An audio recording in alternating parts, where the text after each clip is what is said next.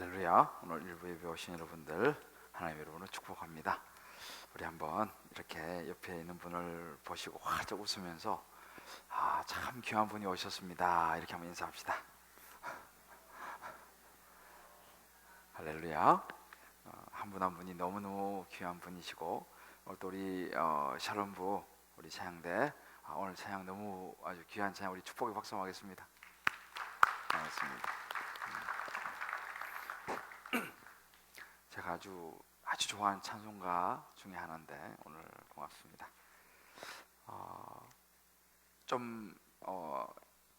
작년인가 재작년인가 좀 이제 지나간 시간인데 저기 KBS 코미디 프로에서 술에 취한 한 남자가 이렇게 나와가지고 막 비틀거리면서 1등만 기억하는 이 더러운 세상 막 그러면서 막 이렇게 하던 그런 코미디 프로의 유행어가 있었습니다. 나와가지고 막 그렇게 이제 주정을 하면 사람들이 그 말을 듣고 한바탕 웃음으로 스트레스를 이렇게 탁 풀어버리는 이제 그런 이제 코너였는데요. 저도 이제 그를 이렇게 보면서 이제 마음 한 구석에 그렇지 이제 이런 공감도 되면서 다시 한번 좀 말들을 떠올려보게 되는데요. 주인공이 아니면 그 누구도 관심을 갖지 않는 그런 시대, 우리가 살고 있는 현실 아닌가 생각해 봅니다. 직장도 최고의 직장, 또 최고의 학벌, 최고의 어떤 스펙, 성공적인 어떤 신화를 쓰는 그런 최고가 아니면 마치 실패한 그런 사람처럼 여겨지는 그런 분위기. 그래서 이 영화도 반드시 주연이 돼야 돼, 주연이. 그죠? 야구에도 4번 타자, 축구에도 공격수. 하여튼 눈에 가장 잘 띄는 곳에서 뭔가 해야지 성공한 듯한 이제 그런 시대 분위기에 우리는 지금 살고 있습니다. 그런데 최근에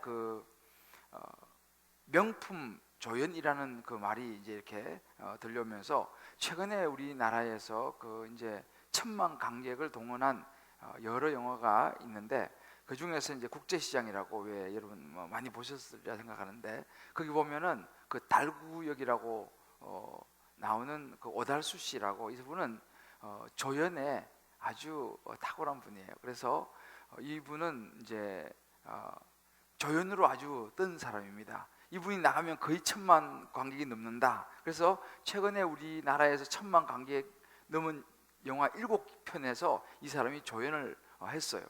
그래서 그 사람의 이제 어떤 조연들을 쫙 이제 비추면서 그런 이제 기사가 나오는 것을 보면서 한편으로 좀 마음이 괜찮았습니다. 이제 좀 뭔가 우리 사회에도 이렇게 주연만 띄우는 게 아니고 조연도 좀 이렇게 이제 드러나는 모습들 좋다 이런 생각을 했는데 이 사실은 주연이 중요하죠.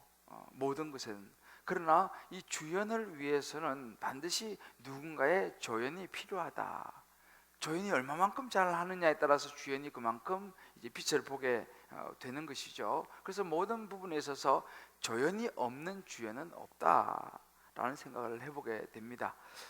오늘 우리가 읽었던 이 말씀 본문은 바로 이 마태가 들려주는 한 조연의 이야기다라고 생각됩니다.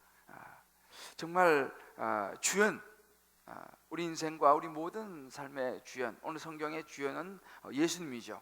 저와 여러분을 위해서 십자가에 죽으시고 부활하신 이 예수님이 이제 오시는 이 주연 대신 예수님의 길을 준비하는 이 조연, 세례 요한입니다. 그래서 오늘은 이제 우리가 여기 나와 있습니다만 The Story of Jesus Through the Eyes of Matthew, 마태의 눈을 통해서 본 예수님의 이야기인데 오늘은 존 더 바프티스트라 그래요. 세례 요한. 마태의 눈으로 본 이 세례 요한, 이 조연의 이야기가 오늘 우리가 읽었던 이 본문입니다. 이 세례 요한은요, 세상적인 관점으로 보면 정말 불행한 실패한 사람이었습니다. 짧은 생을 살다가 어찌 보면 뜻도 제대로 펴보지 못하고 헤롯에 의해서 목배임을 당해서 죽은 그런 사람이었습니다. 그렇다면 이 세례 요한은 정말 불행한 사람이었을까? 저는 이 말씀을 사실은 묵상한 지 제법 오래됐습니다. 이 세례 요한을 쭉 묵상하면서 왠지 저는 이 세례 요한이 불행하다, 슬프다, 그런 사람으로만 여겨지지 않았습니다. 왜냐하면 비록 그가 짧은 삶을 살았습니다만 어찌 보면 너무나 귀하고 행복한 그런 인생을 살다간 사람이다 라는 그런 그 생각을 했습니다. 왜냐하면 자기가 가장 소중하게 여겼고 정말 자기의 인생에 가장 가치 있는 일을 위해서 자기의 생을 드린 사람이죠.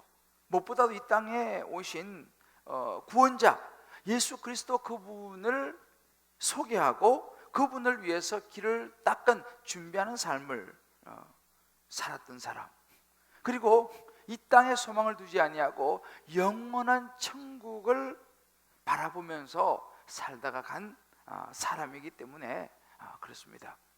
그래서 이 세례 요한을 묵상하다가 제게 떠오른 한마디는 짐 엘리엇이라고 하는 그 정말 젊은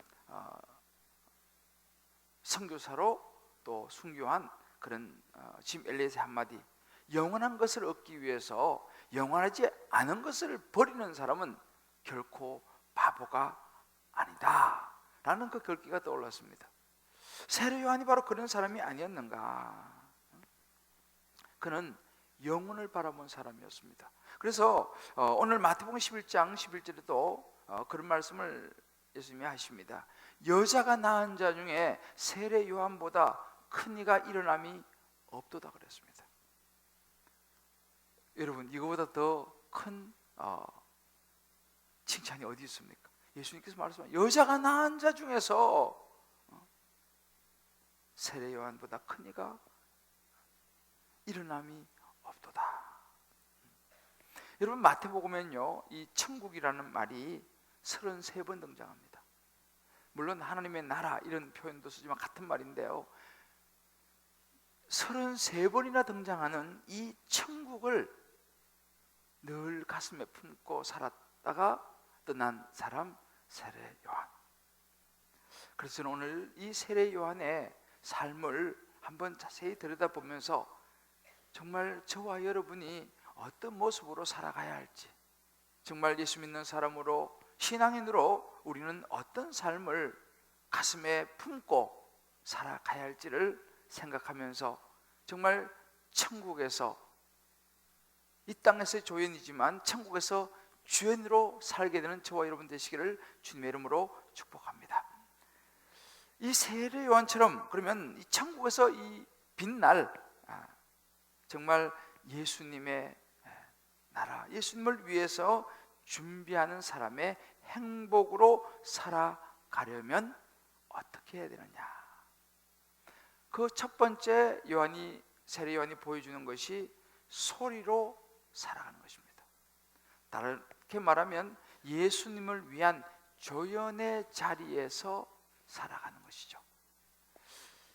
여러분, 세례 요한 그러면 오늘 3절에 나옵니다만 광야에 외치는 자의 소리라고 세례 요한은 불리워집니다.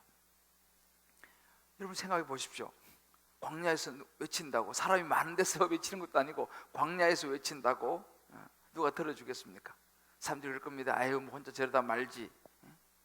들판에서 메뚜기 잡아먹고 야생 거꿀 석청 먹고 낙타 트롯 입고 아유, 왜 저렇게 살아? 이렇게 그냥 꾸질꾸질하게 그냥 저렇게 살아 라고 세상 사람들은 생각할 것입니다.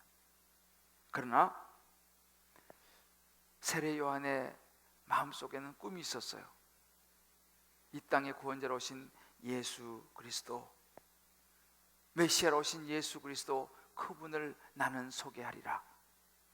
그분을 위하여 나는 준비하는 인생으로 살아가리라라는 꿈이 있었고, 그는 많은 사람들에게 이 예수님을 맞이할 준비를 시켰습니다. 그러면서 세례 요한이 보여준 중요한 삶의 모습은 소리였습니다. 소리. 여러분, 소리의 특징이 무엇입니까? 지금 소리가 들리시죠? 소리라는 것은 보이지 않습니다. 없어지는 거예요. 이 소리에 담긴 메시지를 여러분에게 탁 던지고는 이 소리는 역할을 다하고 사라져 버리는 것입니다. 그야말로 조연이죠. 어찌 보면 세례 요한이 바로 그런 삶을 살았던 사람입니다. 예수님이 오심을 외치고 사라져버린, 소리처럼 사라져버린 조연으로서의 짧은 생을 살다 간 사람. 다른 말로 하면 자신의 이 조연으로서의 삶에 충실한 그런 조연의 자리를 잘 지켰던 삶을 살았던 사람이 세례 요한이었습니다. 당시 이 세례 요한은요, 회개하라 천국이 가까웠느니라고 첫 일성을 터뜨리면서 많은 사람들에게 예수 그리스도의 복음을 전했습니다. 그리고 많은 사람들이 그 이야기를 듣고 몰려들었습니다. 오늘 우리가 5절 6절 말씀 보면 그런 구절이 나옵니다. 이때 예루살렘과 온 유대와 요단강 사방에서 다 그에게 나와 자기들의 죄를 자복하고 요단강에서 그에게 세례를 받더니,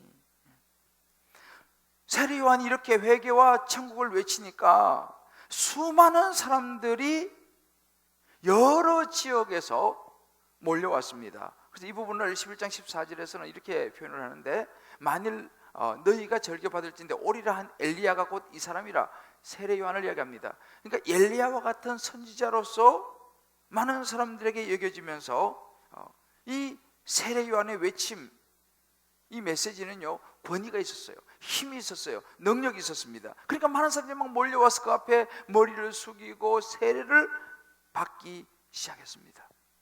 어찌 보면 이 세례 요한은 이 정도 되면요, 우쭐할 수 있는 분위기입니다. 그죠?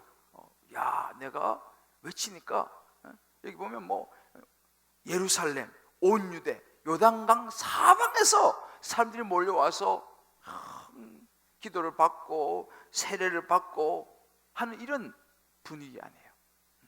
우리 뒤에 나옵니다만 예수님도 세례를 받았어요. 그러니까 이 세례 요한은 얼마만큼 야, 내가 그래도 이 정도 되는구나 라고 충분히 우쭐할 수 있는 그런 분위기였습니다.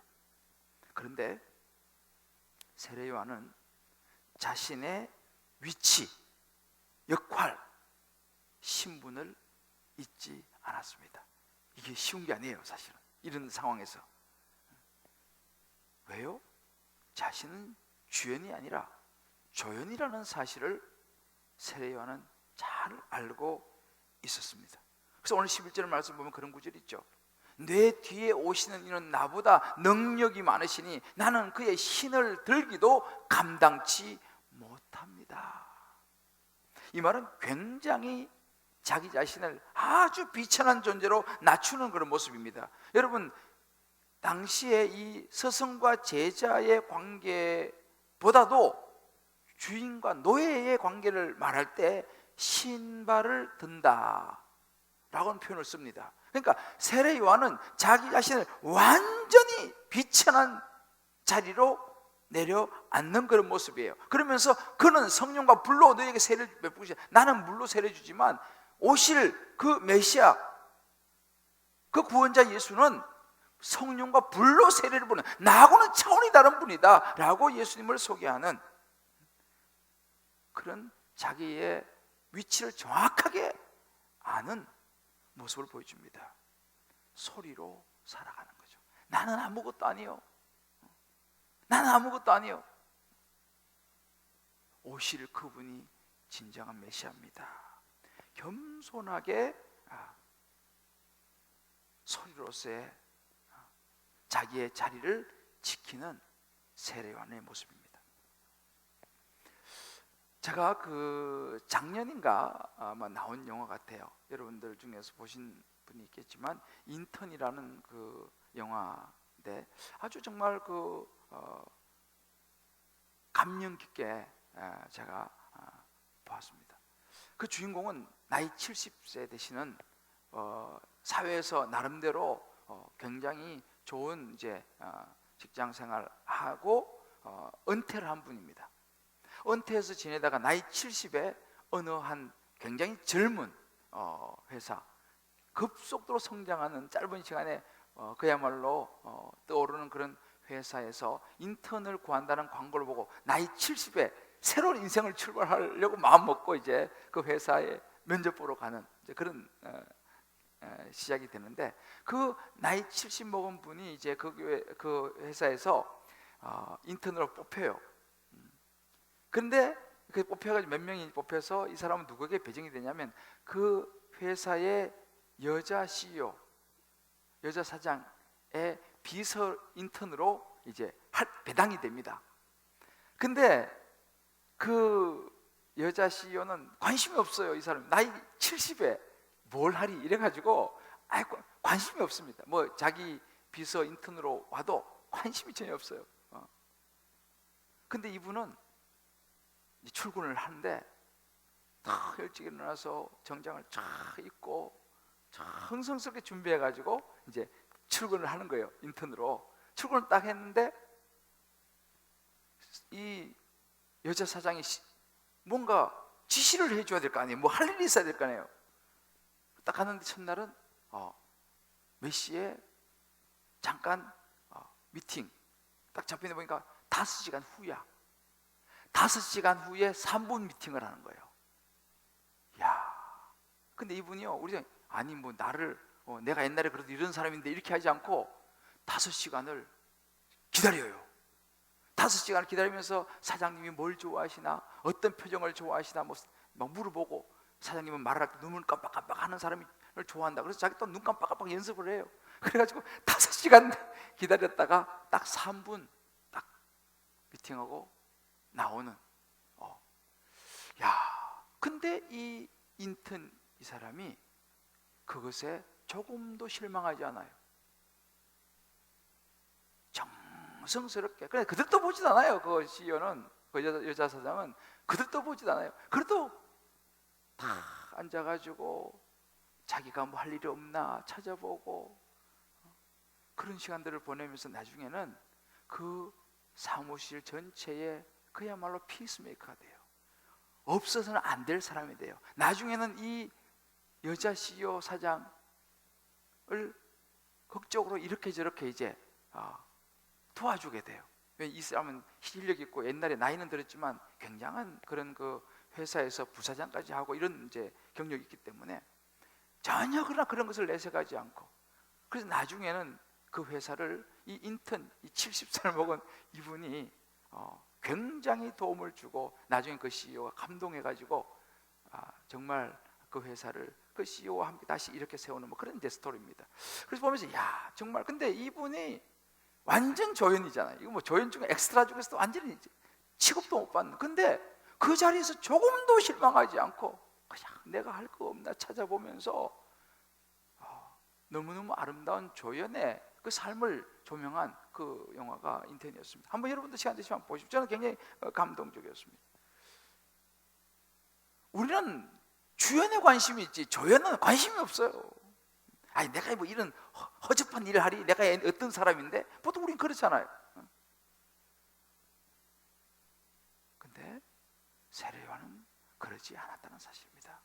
오늘 우리가 보고 있는 이 본문에는요 또 다른 두 부류의 사람이 등장을 합니다. 바로 바리새인과 사두개인들이에요. 이 바리새인들은요 당시 구약의 율법에는 아주 정통한 사람이고 아주 성경을 우리말 달달달달 외우는 사람, 아주 뭐 문자적으로는 박식한 신앙인입니다. 사두개인은요 당시 제사장 가문입니다.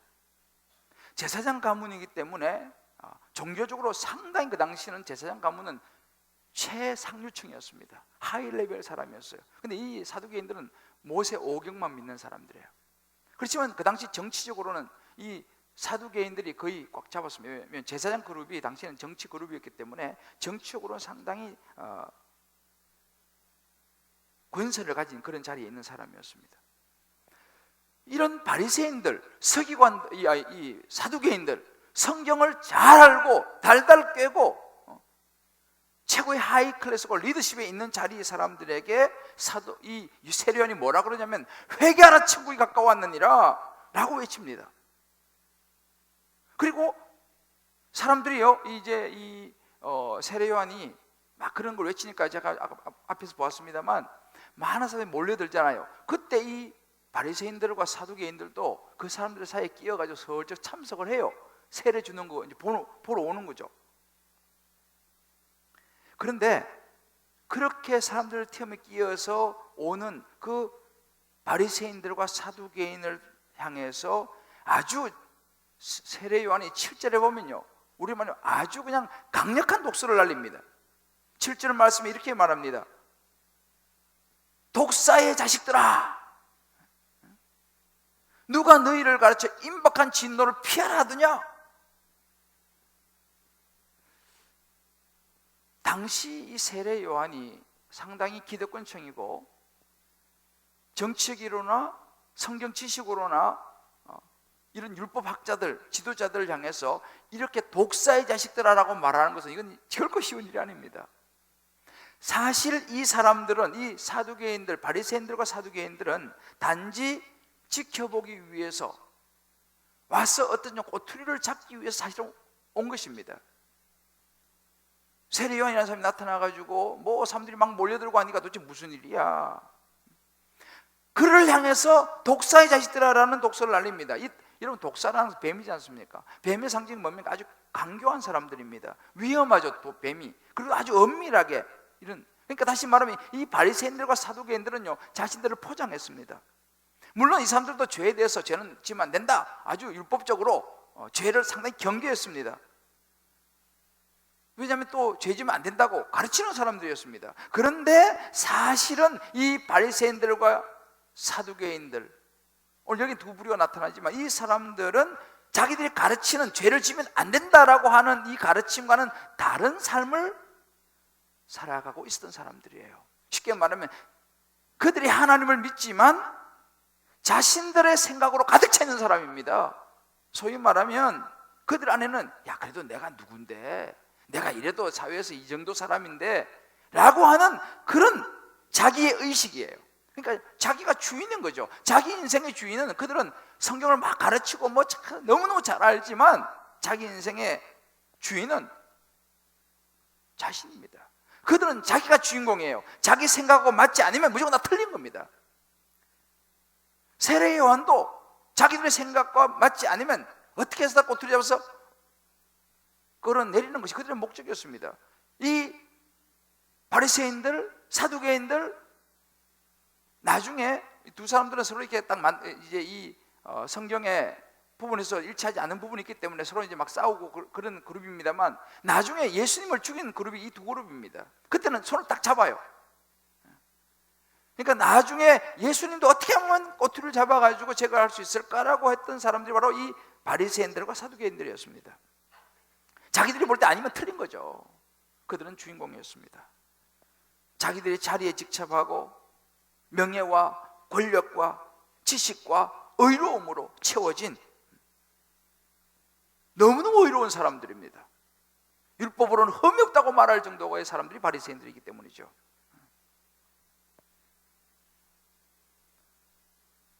성경 지식으로 가득 찬, 영적으로 교만했던, 충분히 교만할 수 있는 또 그런 실력과 지식을 가진 사람들, 이 바리새인들과 사두개인들을 향해서 세례 요한은 독사의 자식들아 라고 외치는 것입니다. 세례 요한하고 너무 달랐습니다. 세례 요한도 여러분들 알다시피 제사장 가문의 출신입니다. 아버지 사가랴가 성전에 올라가서 제사를 드리는 그 장면 여러분 기억하실 것입니다. 그러나 세례 요한은 자기가 서야 될 자리를 알았습니다. 자기가 죄인이라는 것을 알았습니다. 자기는 소리처럼 예수님이 오심을 외치고 소개하고 사라져야 하는 조연이라는 것을 알았습니다. 그리고 그는 그렇게 사라졌습니다. 왕을 알리는 표지판의 역할을 하고 그는 사라졌습니다. 저는 이 세례 요한을 보면서 참 많은 생각을 하고 저 자신의 삶도 돌아보았습니다. 우리 한번 우리 자신의 신앙의 삶을 한번 돌아볼 필요가 있습니다. 우리 각자가 한번 적용해 보십시다. 나는 신앙생활하면서 나의 목소리를 내고 내 생각을 주장하는 사람인가? 아니면 영혼 구원을 위해서 조연으로 예수님이 이 땅에 오심을 드러내고 사라지는 소리로 나는 살고 있는가? 아니면 내가 주인공이 되고 내가 주연이 돼서 모든 일에 내가 중심에 서야 하고 내가 드러나야 한다고 은연중에 생각하지 않는가? 구원을 위해서 나는 어떤 준비를 하는가? 우리가 이제 4월달 이렇게 되면 또 따뜻한 동행 이렇게 초청하고 하는 그런 시간들을 또 가질 예정인데, 그러면 나는 내 주변에 믿지 않는 사람들을 위해서 무슨 준비를 할 것인가? 어떻게 그들을 섬기고 어떻게 그들에게 평소에 친절을 베풀어서 그들에게 예수님을 소개할 수 있을 것인가? 저와 여러분 이런 생각을 하면서 살아가고 있는지를 생각해 봐야 됩니다. 이제 다음 주 되면 명절이 됩니다. 명절이 되었을 때 나는 주연이 될 것인가? 예수님을 위해서 조연이 될 것인가? 믿지 않는 남편을 예수님께로 인도하기 위해서 나는 집에서 항상 주연의 자리에 설 것이냐? 아니면 겸손하게 섬기는 조연의 자리에 설 것이냐? 가정에서도 직장에서도 사업장에서도 남편을 향해서도 아내를 향해서도 자녀를 향해서도 혹은 부모를 향해서도 나는 예수 그리스도 그분을 소개하고 그 영혼들을 구원하기 위해서 조연의 자리에 설 것인가? 아니면 항상 나는 주연이 되어야 된다라는 이걸 가지고 예수님과는 관계없이 영혼 구원과는 관계없이 나 자신을 항상 우선시하면서 우리는 살아갈 것인가? 한번 여러분 우리 각자에게 적용해 봅시다. 이번 명절에 나는 어떤 모습으로 사람들을 만날 것인가? 두 번째로 준비하는 사람의 행복으로 살아가려면 소리의 삶으로 살아야 합니다. 자막 안 나와요? 네, 일부는 뭐 이렇게 가끔씩 안 나옵니다. 두 번째 소리의 삶으로 살아야 되는데, 이 소리의 삶이라는 것은 뭐냐면 천국을 바라보는 구체적인 삶입니다. 소리로 사는 것과 소리의 삶으로 살기는 좀 다릅니다. 천국을 바라보는 구체적인 이제 삶이 있었어요. 이 세례 요한이 보여주고 싶은 바로 이 부분입니다.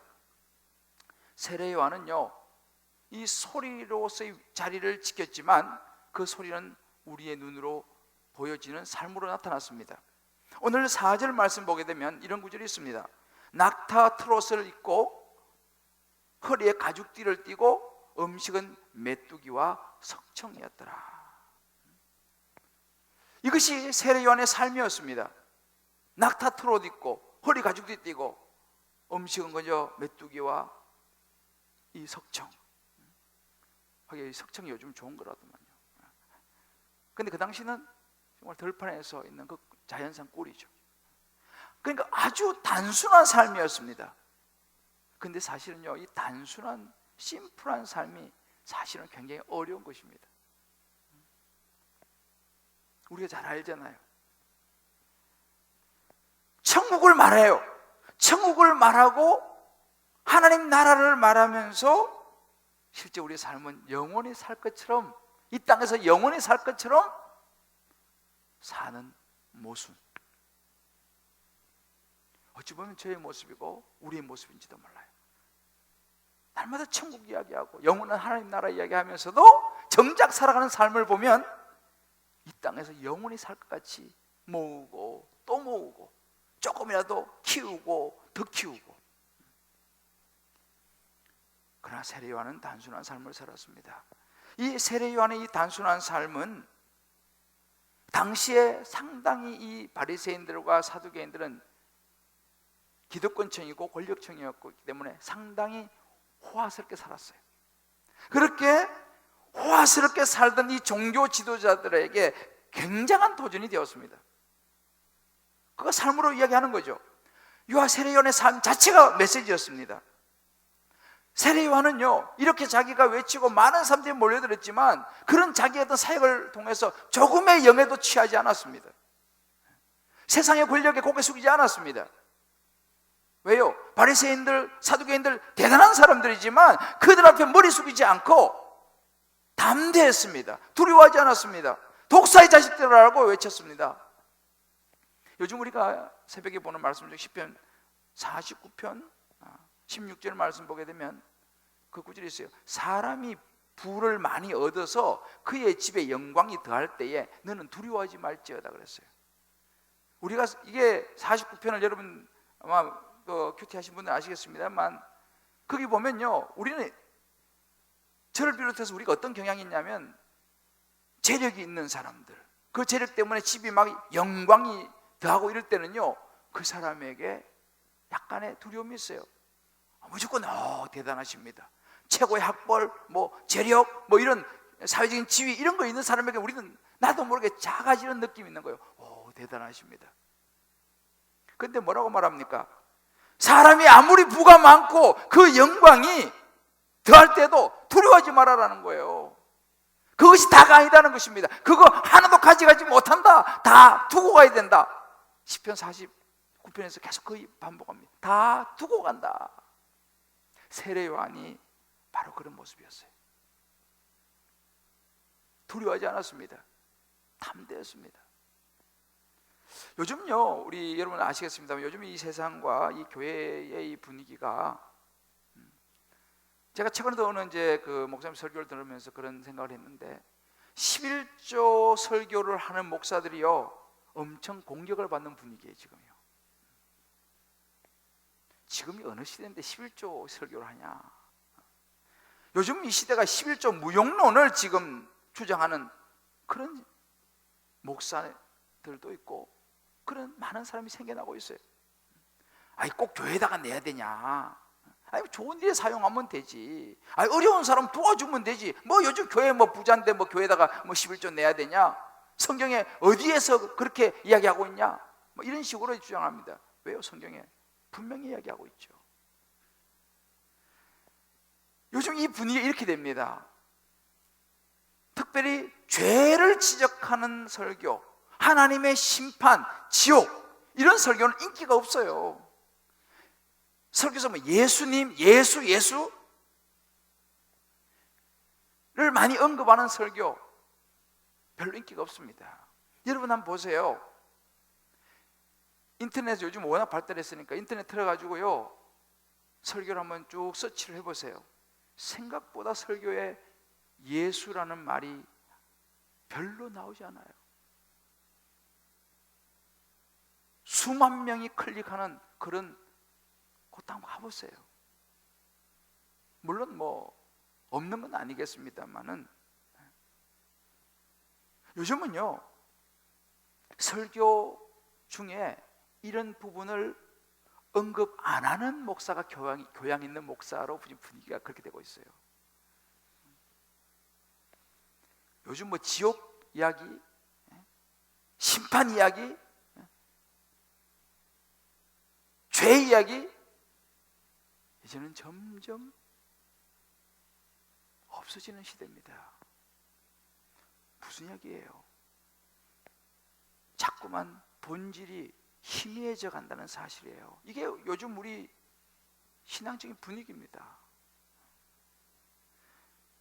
세례요한은요, 말하자면 사람들이 싫어하는 그런 설교를 지금 하고 있는 것입니다. 회개하라! 회개하라!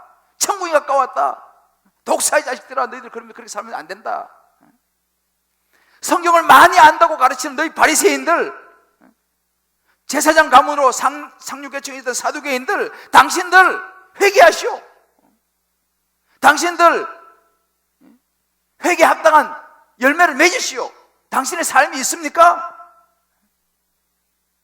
위선자들아, 독사의 자식들아, 거기다가 7절에 임박한 진노를 피하려고 하느냐?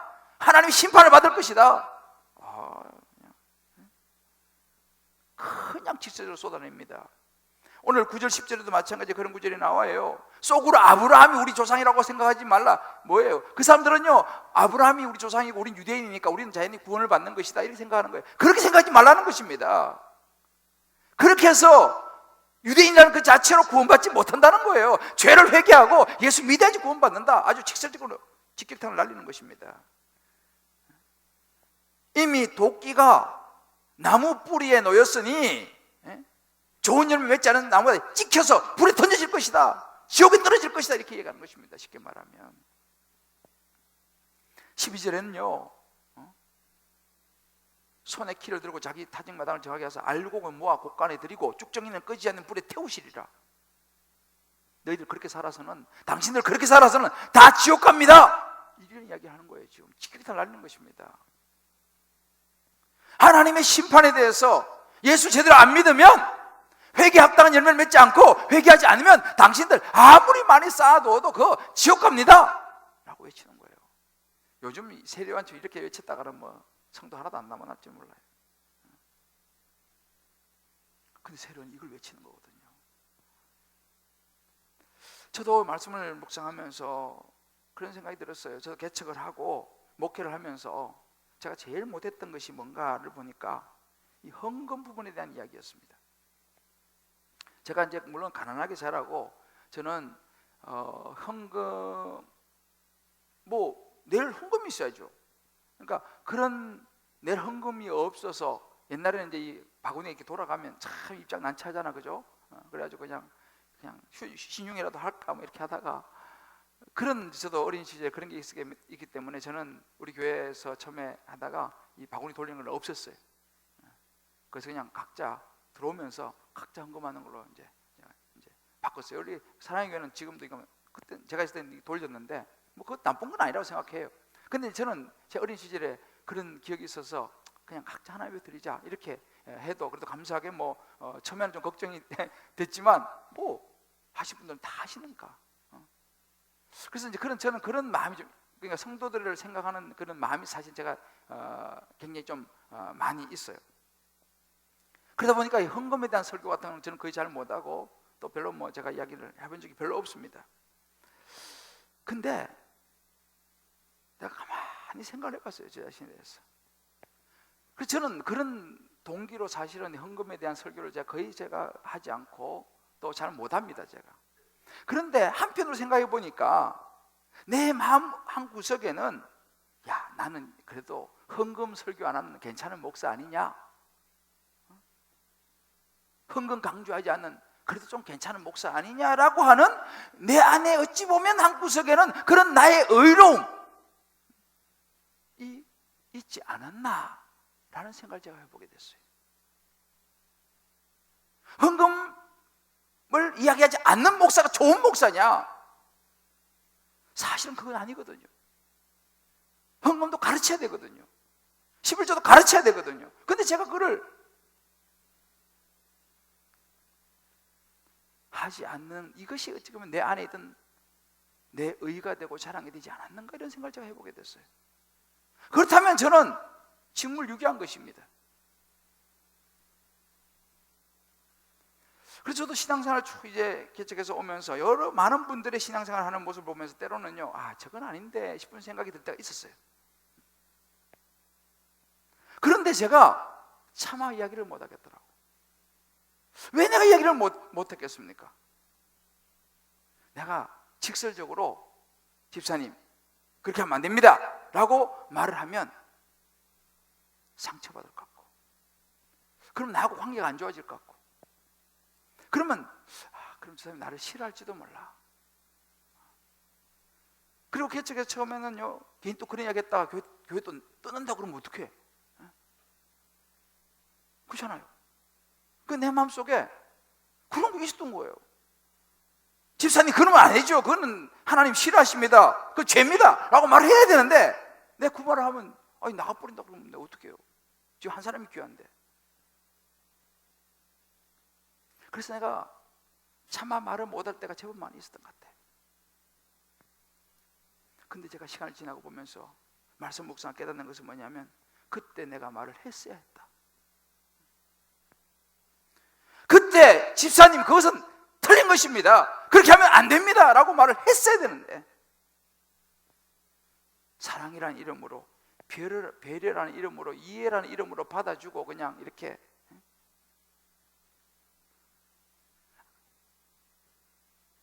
그것이 과연 옳았을까?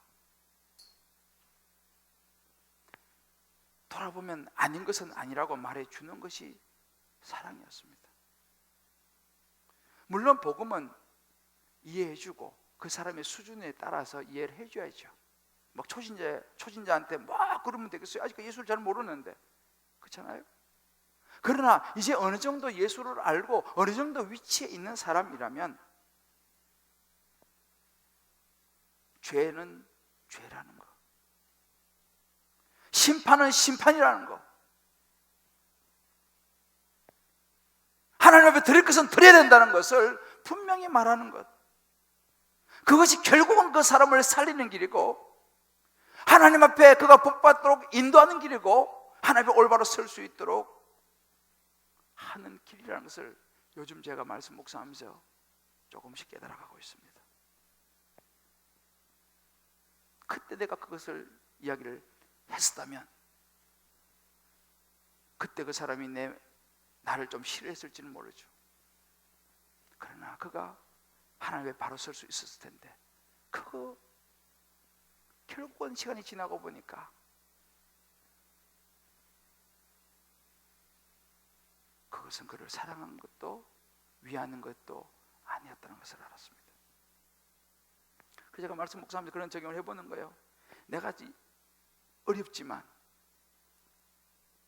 앞으로 인기가 좀 떨어질지 모르겠지만, 나하고 관계가 좀 서먹서먹해질지 모르지만, 심지어 어떤 사람은 교회를 떠날지도 모르겠지만, 그러나 아닌 것은 아니라고 성경을 가르쳐야겠다.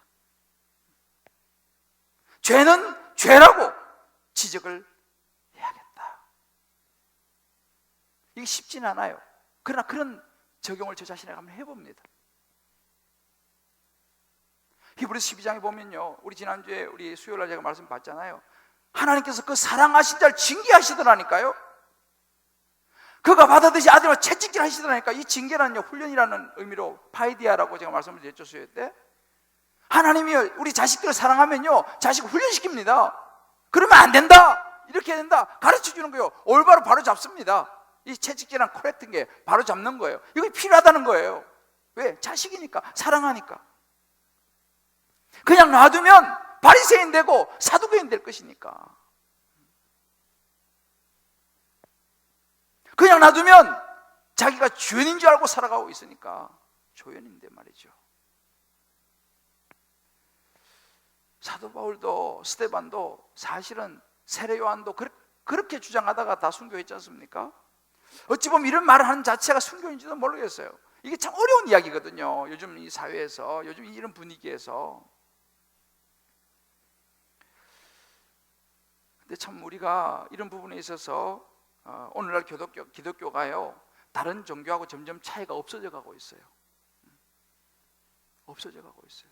요즘요, 기독교인들 사이에서 스님이 상당히 인기 많은 거 여러분들 혹시 아세요?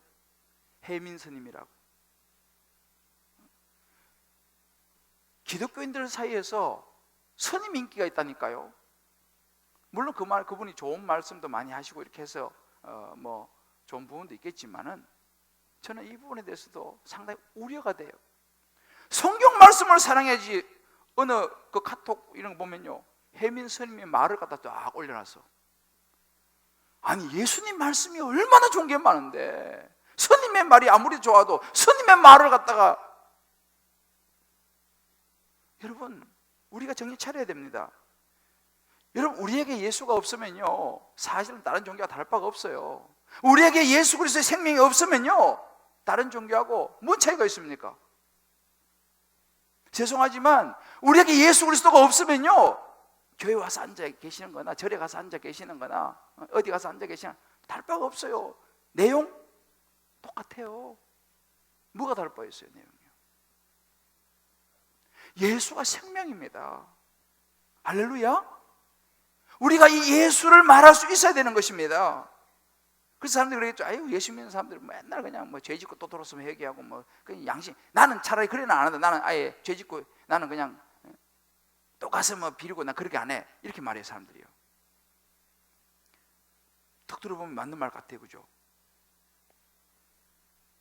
여러분, 죄 지으면서도 회개도 안 하는 사람이 낫겠습니까?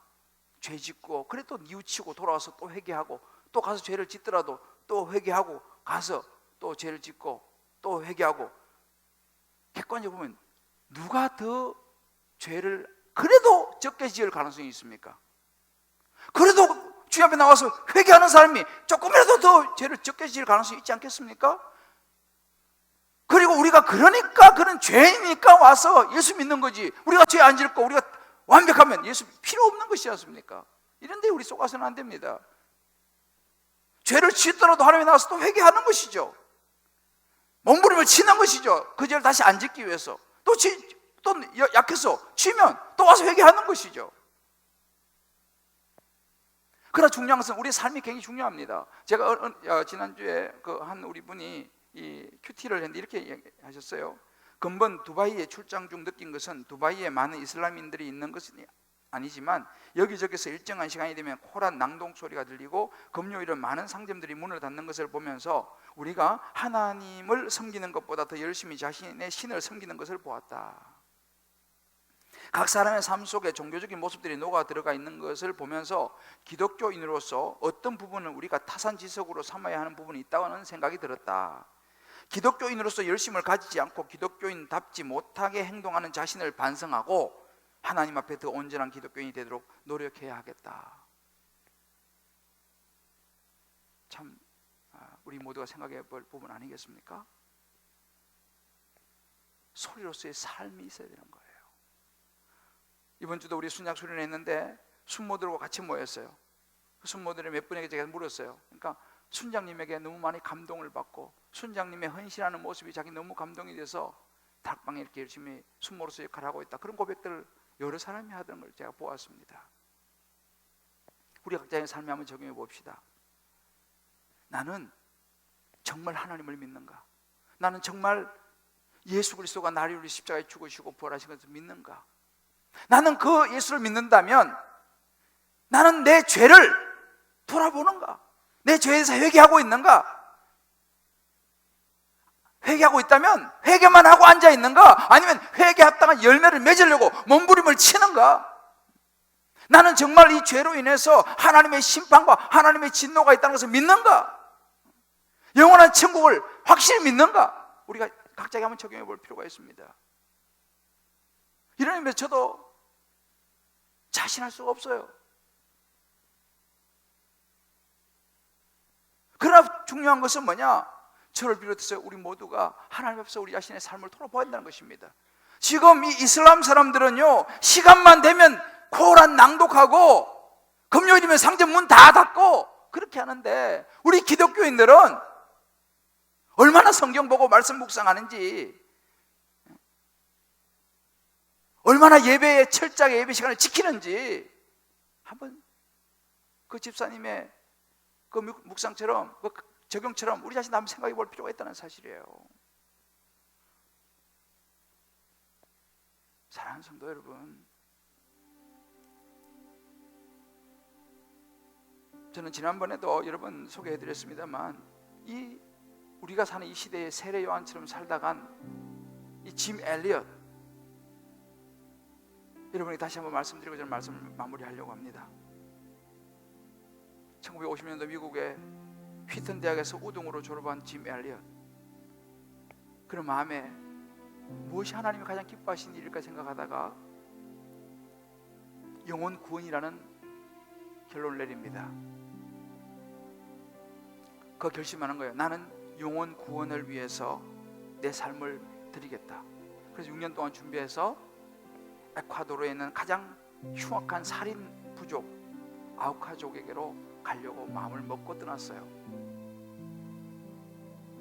그 부족이 사는 지역을 찾아야 되기 때문에 비행기 타고 찾아다니다가 어디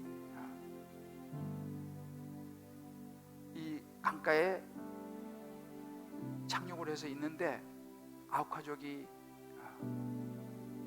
몰려와가지고 아무것도 해보지도 못한 상황에서 무참하게 짐 엘리엇과 4명의 친구들을 살해했습니다.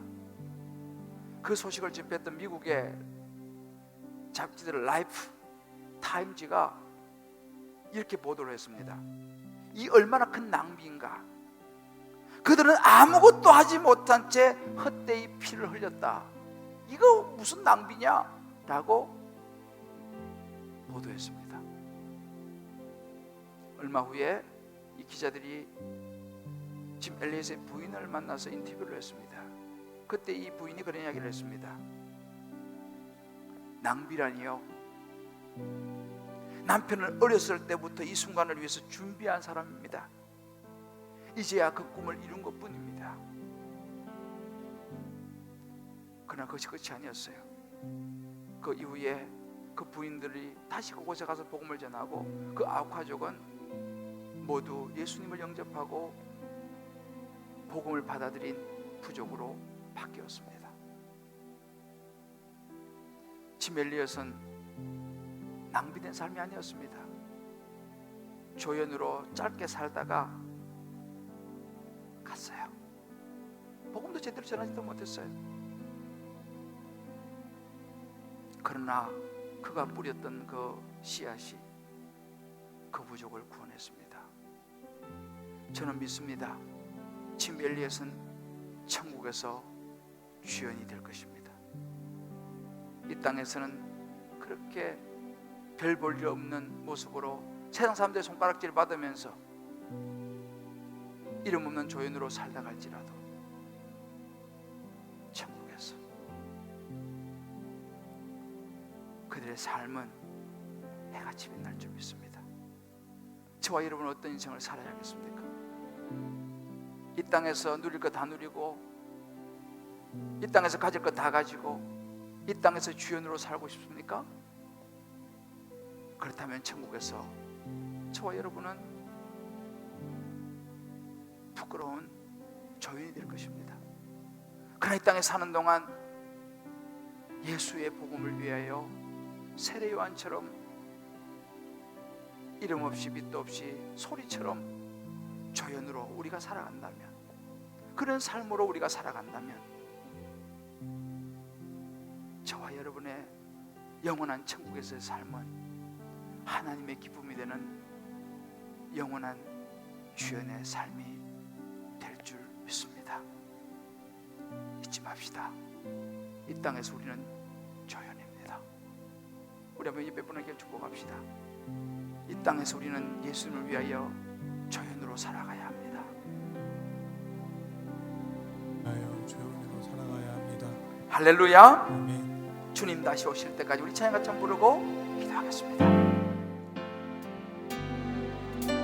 주님 다시 오실 때까지 나는 이 길을 가리라. 세례 요한이 갔던 길입니다. 좁은 길 이제 저와 여러분이 가야 할 길입니다. 나의 십자가 지고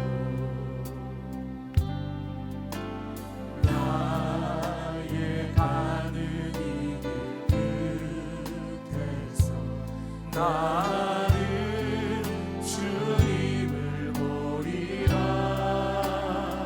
영광의 대주 천국에서 예수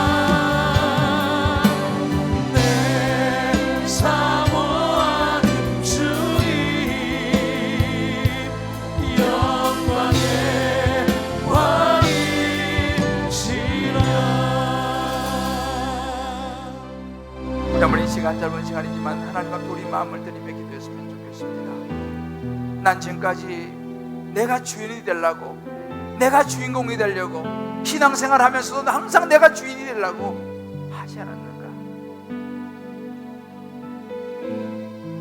그렇다면 주님, 이제 제가 주인으로 살겠습니다.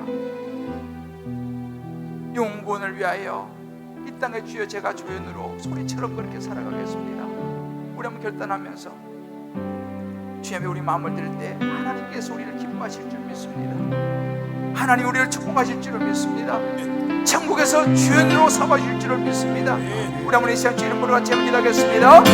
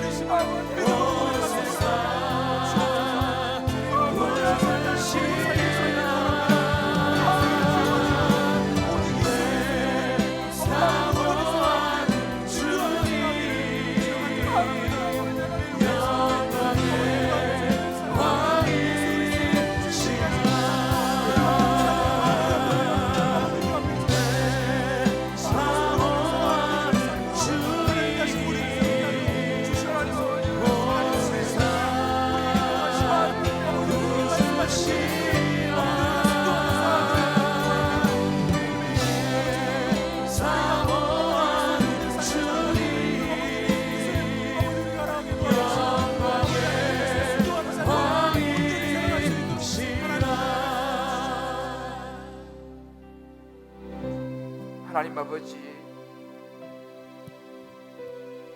소리처럼 살다간 세례 요한을 보면서 참 부끄럽습니다. 소리처럼 살다 가야 하는데 나는 없어지고 예수님만이 드러나야 하는데 아직도 제 자아가 살아서,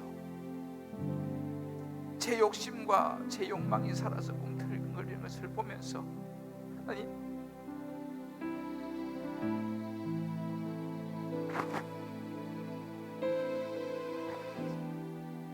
참으로 부끄럽습니다.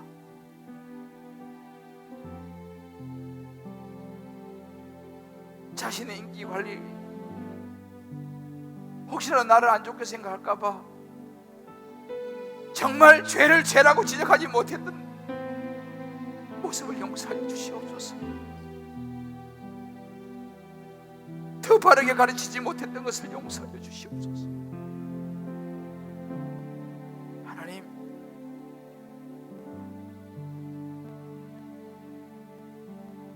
다시 한번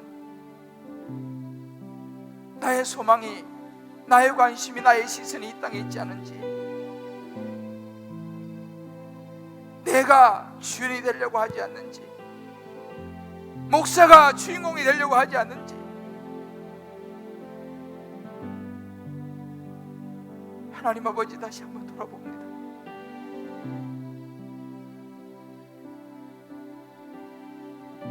좁은 문 좁은 길을 가려고 하는지, 아니면 넓은 문 넓은 길을 가려고 하는지,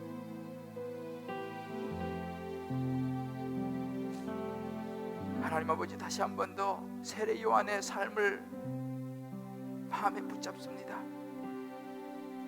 하나님 아버지, 그렇게 소리로 회개에 합당한 열매를 맺는 삶으로 살아가는 우리가 되게 하여 주옵소서. 우리 주님 기쁨의 교회가 되게 하여 주옵소서. 예수 그리스도만이 희망임을 외치며 믿지 않는 영혼들을 주님께로 인도할 수 있는 그런 우리의 삶이 되게 하여 주옵소서. 내 사모하는 주님, 왜 사모하는 주님,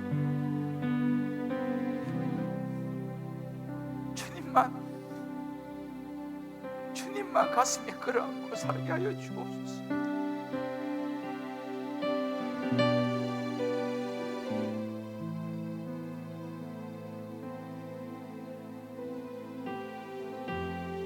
주님보다 더 사랑하는 건 내려놓게 하여 주시고 우리의 모든 시선을 하나님께 맞추는 삶이 되게 하여 주옵소서. 그런 한 해가 되게 하여 주시고, 그런 목사가 되게 하시고, 그런 성도가 되게 하시고, 그런 주님의 기쁨의 교회가 되게 하여 주옵소서. 예수님 이름으로 기도합니다. 아멘. 우리 시간 다 자리에 일어나시면서 우리 한번 격려합시다. 우리의 시선을 주님께 돌립시다. 우리의 시선을 주님께 돌립시다. 모든 시선을 주님께 드리고 우리 찬양 한번 하나님께 우리 마음을 담아서 우리 무렴 한번, 여러분 괜찮으시면 손을 한번 하늘 향해서 한번 들어봅시다. 이 우림을 우리 마음을 담아 드리고 축도하겠습니다. 모든 시선을 주님께 드리고 살아계신 하나님을 높일 때 내 삶은 주의 역사가 되고 하나님이 일하기 시작하네. 모든 시선을 주님께 드리고 전능하신 하나님을 느낄 때 세상은 주의 나라가 되고 하나님이 일하기 시작하네. 이제는 우리 주 예수 그리스도의 크신 은혜와 우리 하나님의 무한한 사랑하심과 성령의 역사하심이 다시 한번 세례 요한의 삶을 보면서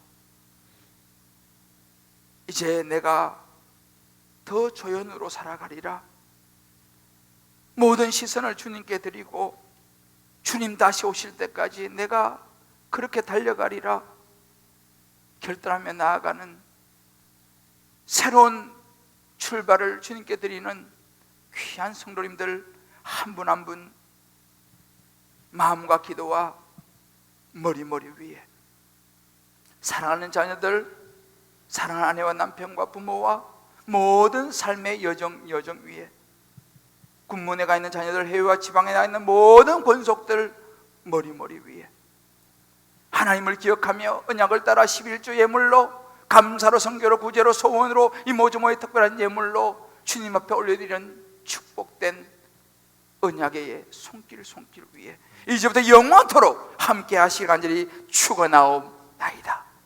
아멘. 아멘.